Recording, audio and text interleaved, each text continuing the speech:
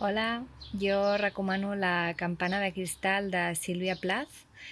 És una autobiografia que barreja la salut mental i el ser dona als anys 50 a Estats Units. Us la recomano molt, molt, molt. Us recomano Qui tem la mort, de Nnedi Okorafor. Parla del genocidi d'un poble en algun lloc indefinit de l'Àfrica i en un futur distòpic. A través de les aventures fantàstiques de la protagonista es fa una denúncia a la repressió, al racisme i al masclisme, i em va enganxar moltíssim. En aquest Sant Jordi confinat us vull recomanar Mujer en Punto Cero, de Nawal El-Sadawi, que explica la història d'una prostituta a Egipte que va ser empresonada i condemnada a mort per matar el seu proxeneta. És un llibre que fa una crítica al masclisme a Egipte. Aquest any l'SCI fa 100 anys. Això és una fita increïble per a una entitat com la nostra.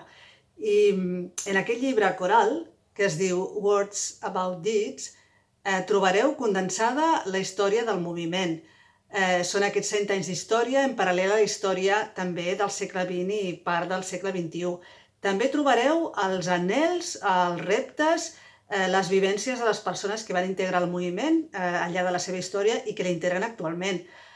Realment la nostra tasca, doncs aquesta de fomentar la cultura de la pau a través del treball voluntari, segueix sent una tasca primordial, una tasca que segueix tenint raó de ser. Doncs bé, si us interessa, podeu trobar el llibre a la web de l'SCI Catalunya. Bona lectura! Bon dia, doncs jo per aquest Sant Jordi confinat us recomano un llibre que es diu Acte de violència, de Manuel de Pedrolo, que crec que és molt adient per aquest moment perquè justament es tracta d'una història de desobediència civil no violenta que comença amb una única consigna, que tothom es quedi a casa. Hola, la meva recomanació és la novel·la Daha de Hakan Gundai, una novel·la sobre el tràfic de persones que és bastant dur però superinteressant. Hola, sóc la Sara i jo us recomano per aquest Sant Jordi el llibre d'Oriente Medio Oriente Roto del periodista Miquel Ayestarán si voleu conèixer la realitat dels països de la Mediterrània.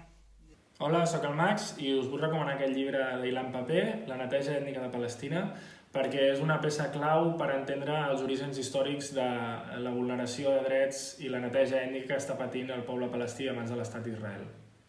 Us recomano aquest llibre, El sol i les seves flors, de la Rupi Kaur, que és un llibre de poesia que invita molt a repensar-se una mateixa i a repensar-s'ho tot, però amb una poesia molt planera, sense normes i centrada en el missatge i en allò que es diu perquè transformi.